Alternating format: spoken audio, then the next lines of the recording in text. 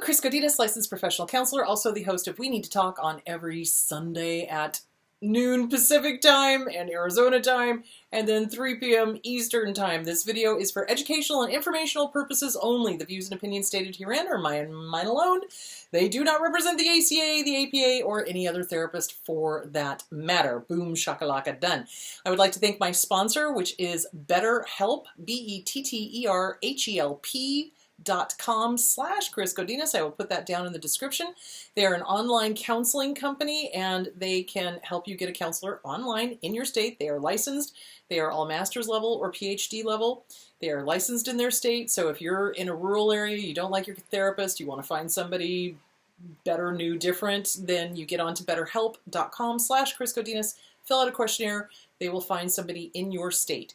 Also, if you are out of the country, they can put you with an American therapist. So, and again, it's state by state. So Arizona frowns upon that, but other states are okay with it. So you can get in with an American therapist on BetterHelp.com/Chris Godinez. Alrighty then. And they're completely affordable. It's like a package of 4 is like $64 or $65 a session, which is really affordable. So that is very cool. Thank you, BetterHelp.com/Chris Godinez. Okay, so bunches and bunches of questions. Do I have an aversion to my gender? I was abused in many ways, but the fact that I was always compared to my narcissist mom, the female. My parents divorced and I was given to my mom, brother to dad. I was mad that I was the girl possession. How gender roles are played out in dysfunctional families made me wish I was a boy. I've always been a tomboy. I remember showering with my brother and wondering why I didn't have parts like something was wrong with me. So what you're describing is gender dysphoria. So oftentimes it has nothing to do with the dysfunctional family. It has to do with, are you feeling like you're in the correct body or not? Are you in the correct, orientation or not? So it really is gender dysphoria. So it's like if you've always felt like you should have been the opposite gender, then I would strongly suggest that you get with a good therapist to help you explore that, because generally gender dysphoria starts very young. It starts like little, like they, kids realize it's like, wait a minute, how come I'm not looking like this and I want that, and how come that's not happening and I don't feel like this gender, whatever. So it's gender dysphoria. So get with a good therapist that can help you explore that and help you also explore the, how do I explain this? So when abusers abuse, they abuse on every level. They abuse with gender, they abuse with sex, they abuse with identity, they abuse with everything. So it's really important to start sorting things out. It's like, were they trying to shove you into a specific gender type? So like, for example, a lot of abusers will force the gender type of girly girl or manly man onto the kids and expect them to fulfill this whatever thing is going on with them. So it would be a good idea to get with a good gender therapist, a therapist that can help you kind of work through this, figure out, okay, what is the abuse? What is you? What do you want? What do you need? What needs to happen next? What's the next steps, et cetera, et cetera, et cetera. So yeah, I mean, can this be influenced by a narcissistic parent? Abso-freaking-lutely it can, and mostly gender dysphoria occurs at a very, very, very young age, and it is the recognition that, hey, I'm in the wrong body. What the heck? It's like I need to be the opposite body or the opposite sex, opposite gender. It is a fluid thing, and it is changing, and we are understanding more about it every single day. But yes, it can be influenced by, especially if you had like an abuser that would shame you for being a girl or being a boy, or, shame you for not being what they wanted. That happens too. So yeah, get with a good therapist and start sorting this out, teasing it out, figuring out, what do you want? What do you need? What will help you move forward in this life to be the best you that you can possibly be? And sort out the, what was the abuse? What did they, how did they shame you? How did they make you feel wrong about your body or about you? Figuring out who you are. Who are you? And now is the time to figure it out. So get with a good gender therapist and start working on that. Absolutely. Can you please do a show on sabotage?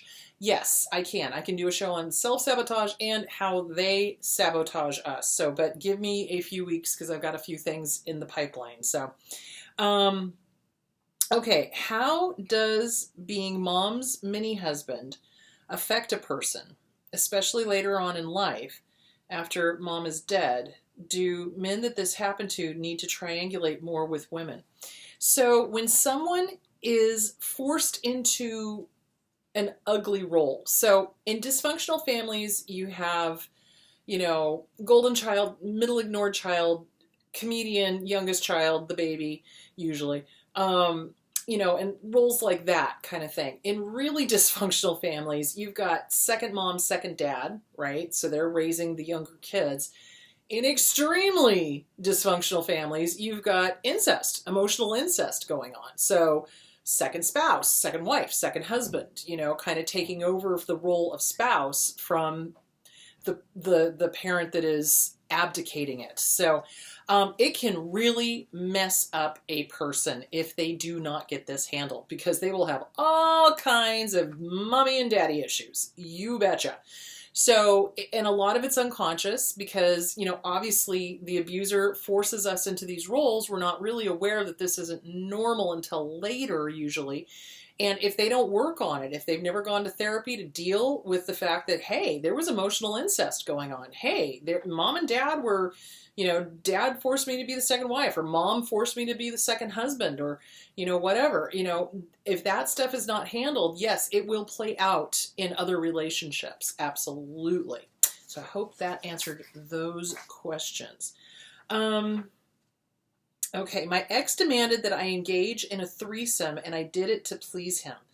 Now, after we are broken up, he says he recorded it and is threatening to send it to my family and my work. What do I do? Well, that is a federal offense.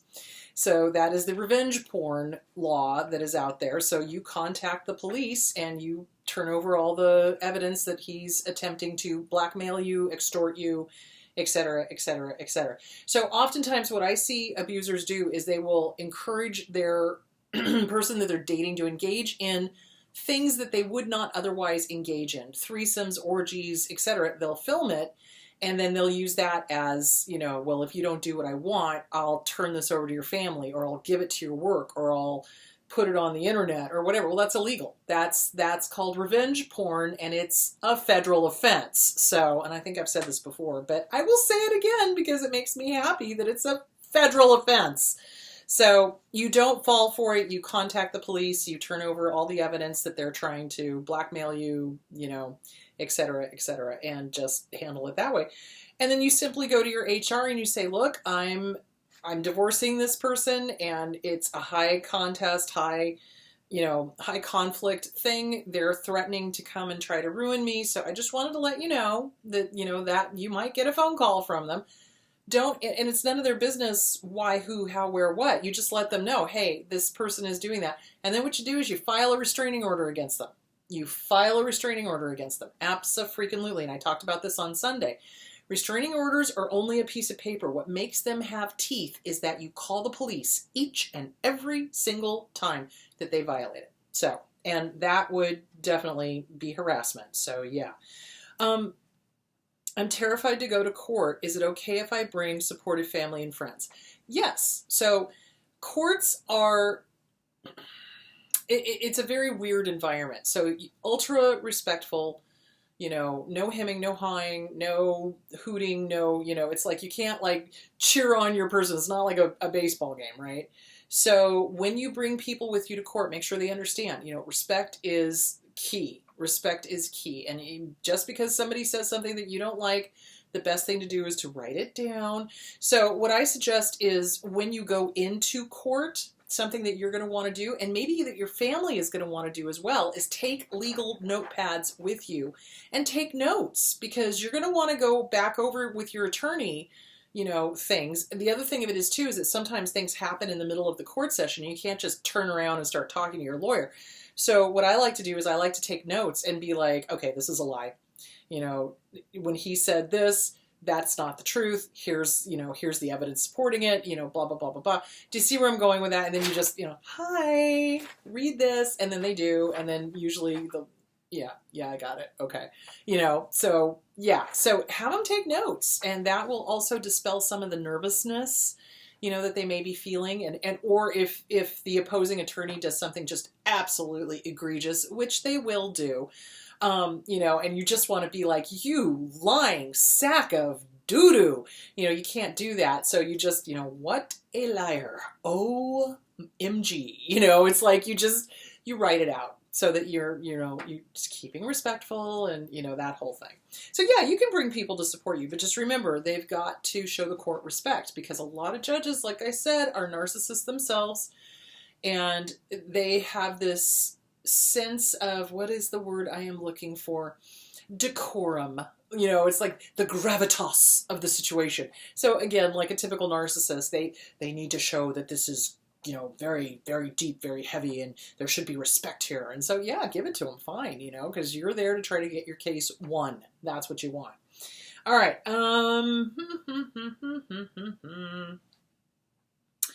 What do I do if the lawyer asks me something that has absolutely nothing to do with the case? Okay, that happens all the time. So what opposing attorneys will do is they'll try to throw you off, and they'll ask something that has legally nothing to do with it. So, geez, I'm trying to think of an example of that. You know, it's like, well, are you willing to be nice to your ex when your daughter gets married? I'm sorry, this has what to do with the current divorce case? Do I have to answer that? And you can ask the judge that. And if the judge says no, then I'm sorry, I'm not answering that question. You know, it's like, I don't know. You know, and what does that have to do with the custody case, and what does this have to do with the divorce case? So they'll do things like that. You know, it's like, well, will you be willing to, you know, talk to your ex at this point in time? We're getting divorced. I'm not talking to him right now. Thanks. So yeah, be careful of questions like that, because what they're trying to do is they're trying to show that you're unreasonable. So with a question like that, I would look at the judge and just give him the look like, what the actual? And then, do I have to answer that? You can ask the judge that. And if the judge says no, then I'm sorry, I'm declining to answer that at this time. You know, and remember, they love to ask two-part questions. They love to try to rile you up. That's another way to get you riled up. So you don't have to go into details. You don't have to tell stories. You want to keep it short and to the point. Yes, sir. No, sir. Yes, ma'am. No, ma'am. And no story. Because you don't want to give them anything. You do not want to give them anything. This is like a chess match. So you don't want to give anything away. You don't want to give them anything that can be used later on against you. You know, don't tell stories. So, yeah. Okay. All right. Okay, so my ex used sex to control during our relationship. I'm out of the relationship, but I'm having a really, really, really hard time staying present during sex. Okay. So when there has been sexual abuse in one of these domestic violence relationships, they will very often use sex as a weapon. They do. And unfortunately, it becomes connected in our head later on that, oh my God, this is that. Why? Because of our amygdala. Okay, so here's the brain, left side, right side. This is the amygdala. The amygdala cannot tell the difference between past, present, future, real threat, thought about a real threat, an emotional threat, thought about an emotional threat. To the amygdala, it is all here now, here now, here now, here now. So even though you're with a different partner and it's not an abusive relationship, the amygdala is going to go, oh, wait a minute, no, this feels really familiar. What the, you know, and in anticipation of being harmed. So it's really a matter of self-soothing and staying present in the present moment. It is really hard to do that. So oftentimes what I'll suggest for couples, you know, especially if one of them is dissociating and it's really hard to have intimate sex because of that, I encourage them to go very slowly and to talk their way through it. So I'm here. I'm not this person. I'm me. I'm with you. I love you. You have the right to say no at any time. I will stop whenever you want. You know, stay, you know, do you see me? Are we together? Are we here? And look them in the eyes. So a lot of abusers, what they do is when they abuse, they're like, you know, not even looking at the person because they're in their heads and they're enjoying the fantasy or whatever they're doing to their person. So stay connected to the other person. Keep talking to them during sex. Keep them present. Check in with them and work on the trauma. Write the abuser a letter. Write them a letter and tell them in no uncertain terms, you are not allowed in my head. You are not allowed in my bed. Screw you. Get out of my head. Get out of my bed. You're not screwing up my current relationship. You have no power here. Go pound sand. Do you see where I'm going with that? And take your power back because they don't have any power here. So it's really a matter of self-soothing. I'm safe. I'm okay. I am with this partner who loves me. Everything is good, and it's going to take time, guys. This does not get resolved easily or quickly because remember, you're dealing with body memory. So the body keeps score by Bessel van der Kolk. You're dealing with PTSD, post-traumatic stress disorder. So CPTSD, from Surviving to Thriving, Pete Walker. A PTSD workbook would be really good because in this case, this was a physical assault. It was not only was it an emotional assault, it was a physical assault as well. So it's complex. So you're going to have the physical and the emotional, and you're going to need to work through that. Get with a good trauma therapist to help you take your power back. Do not allow them to continue to abuse you, and they're not even there. So, and it takes time and it takes practice. Okay. It seems like abusers always have an addiction. Do you see that this is true? Yes. So a lot of abusers have got porn addiction. They've got alcohol addiction. They've got drug addictions. They've got sometimes multiple, it's like comorbid addictions. Yay. So yeah, they very much do tend to fall into the addict range. And again, it's a matter of the dopamines, endorphins, serotonins, etc. So if they're getting off on screaming, yelling, hurting, harming, etc., it makes sense that they're jacking up their serotonins, endorphins, norepinephrines, etc.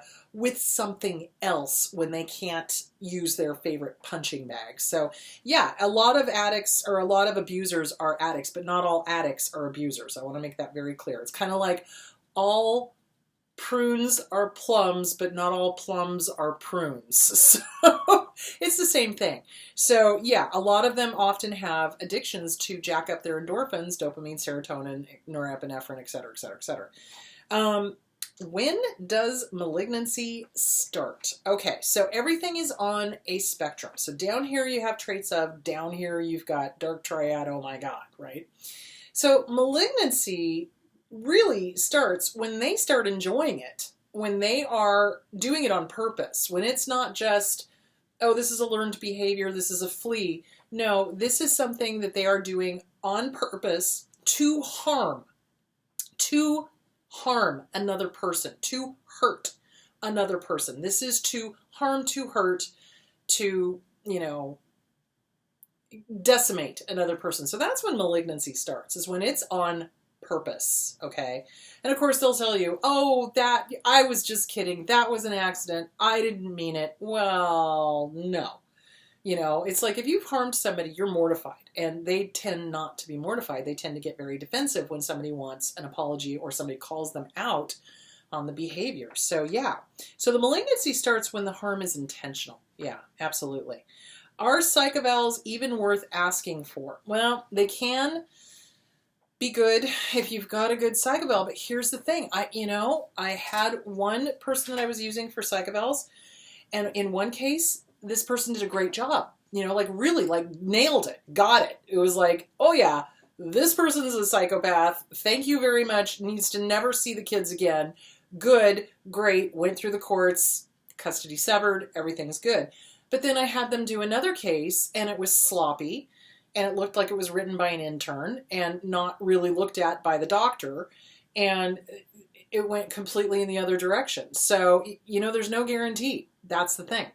So the best advice I can give you on psych evals is ask around. Ask in the divorce groups, who is a good person if there's abuse going on to get a psych eval done so that I can keep my kids and I safe. And I did my due diligence with this person. And like I said, the first case I sent was great. It went exactly the way it needed to go. Second case, it was like, who are you and what have you done with the doctor that I previously worked with? Because this is not the work of the doctor I previously worked with. It really did feel like an intern had taken over and just done it. And I'm like, really sloppy. So, yeah, you want to get good referrals. Yes, they can be worth it. Absolutely. Is it a risk? Yes, absolutely it's a risk. Why? Because dark triads, antisocial personality disorder, they're charming. They're charming narcissists. Charming. And they are like Hannibal Lecter. They'll zero in on where the vulnerability is or what that particular person needs or needs to hear or whatever. And it is scary working with them. It is scary to watch them in action, you know? And that's why I was so happy the first time and then so completely blown away the second time that they didn't get that this other person was a complete psychopath. So yeah, psych evals, I think they're worth it. I do, but just make sure that you get somebody that has a good track record. You know, I would never recommend this person again after having used her twice. I'm like, no. You know, if the quality of work had been the same, I would have, but no way. Okay. Do I have to burn the letter to the ex or can I just shred it? Yeah, you can shred it. You can shred it. You can burn it. You can bury it. You can turn it into confetti. You can do whatever you want to. You could drown it in a bucket of water, whatever you want. It's not how you get rid of it. It's just get rid of it. Because what it is that we have a tendency to hang on to resentments and anger and all of that stuff. And that just keeps the abuser alive in our head. So the whole purpose of writing the letter, and I like to burn it because, you know, a little pyromaniac here, but I like to burn it because it's like, okay, if the person is dead, what I do when I'm burning it, I'm like, dear Lord Buddha, dear Lord Jesus, whatever, let the smoke carry the words to wherever it needs to go, heaven or hell. I don't care. Just let them hear it, you know, and let it go because I don't need to hold on to this anymore. It's not my baggage, you know. So really, it doesn't matter. If you want to shred it, shred it. If you want to mail it to yourself and then shred it, do that. If you want to soak it in a bucket of water, do that until it dissolves, do that. Whatever you want or need to get rid of it, to let it go. I like burning it because, like I said, I ask that the words be carried on the smoke to wherever they need to go, especially if the person is dead. So, yeah. So, yeah, however you need to do it that way. Okay. Okay. Why do they treat us like idiots? Why don't they ever let us grow up? Okay, so this is infantilization. So basically what it is, they don't want you to grow up because then they lose control. If you can manage your own money, you don't need them for money. If you can get a job and hold it and be independent and have your own friends, then you don't need them. So what oftentimes abusers will do is they will infantilize the child, even the adult children, so that they don't ever develop their own social network, ability to do a checkbook, ability to manage their money, ability to get a job, ability to drive. They'll hinder them from driving. They'll do all sorts of things to try to keep the kid with them because they are using the child as their emotional support, basically. Their supply. It's well, they can't do anything. I have to do it all for them. Well, that's a bad parent. I'm sorry. If you have to do it all for them, that's a bad parent. The whole goal of being a parent is to give your kids the tools to know how to work this world, how to deal with this world, how to move through this world successfully on their own without you. That's a good parent. A bad parent are the ones that, you're not doing it right, I'm going to do it for you. Which then the kid never learns how to do it themselves. So it's the helicopter parents. It's the, all of that. So yeah, they do that because they're doing it to keep us stuck. Is sarcasm a really good indication that the person is a narcissist? It can be. It can be. I mean, some people are sarcastic and it's not directed necessarily at anybody. But what I find with narcissists is their sarcasm is mean. and it's directed and it's intended to hurt. Again, what is the intent? What is the intent? You know, so you look at the intent, and it doesn't do any good to match tit for tat with a narcissist, whether it's sarcasm or whether it's arguing with them or whether it's whatever, because that's what they want. They're looking for narcissistic supply. So remember, in their world mindset, it's like, love me or hate me, just don't ignore me. That's their world mindset. And they would rather have a screwed up, dysfunctional connection to somebody than no connection at all.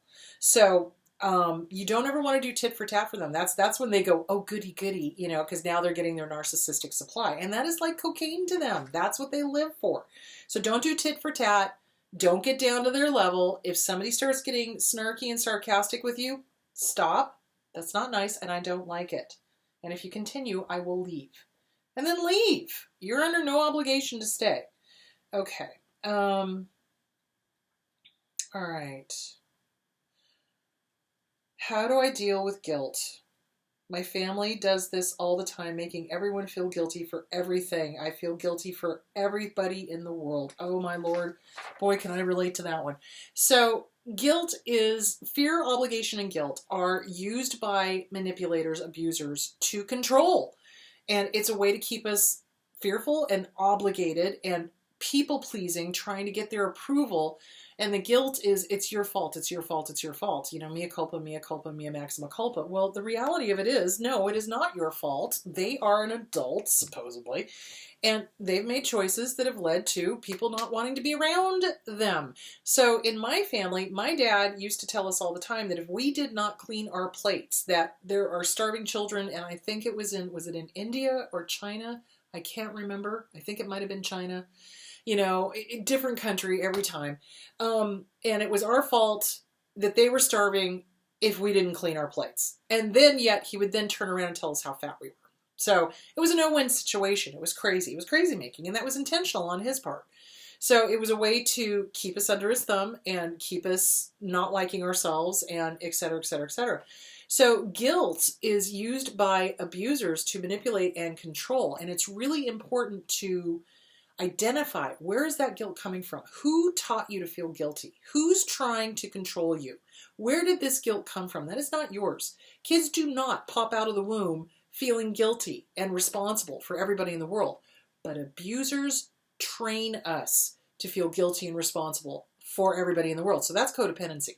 So that would be a really good clue to you to start reading The Disease to Please by Harriet Breaker, Codependent No More by Melanie Beattie. Any book on codependency, get it, read it, work it, put the guilt back where it belongs. It is not yours. Let it go. Write a letter to the abuser. Dear abuser, I refuse. I refuse. I'm sending the guilt back to you. Return to sender, address unknown. You don't get to send it here. I am not keeping it for you. This is yours. Bye-bye. And then make sure every time the guilt pops up that you go, nope, I'm not interested. This is not mine. I refuse to feel guilty for not finishing a sandwich that I can finish at a later date. It's not going to make somebody else starve, you know? So that kind of thing. Does that make sense? So yeah, absolutely. All right, kids.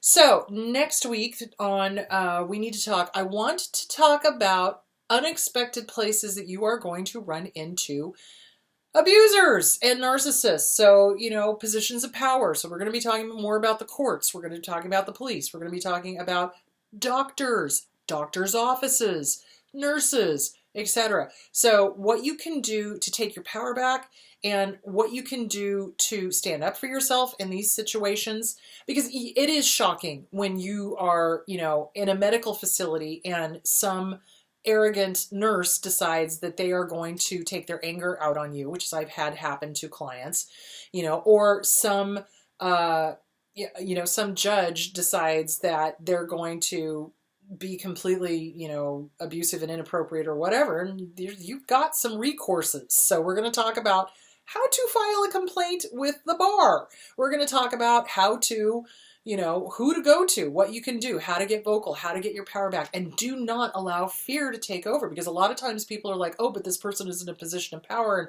I can't do anything. Yeah, you can. Yeah, you can. And you should, because you know what? If they're abusing you, I can guarantee it, they're abusing other people. So we're going to talk about positions of power and narcissism and what to do. So there that is. All right, my loves, you guys have a great week, and I will talk to you on Sunday. Bye.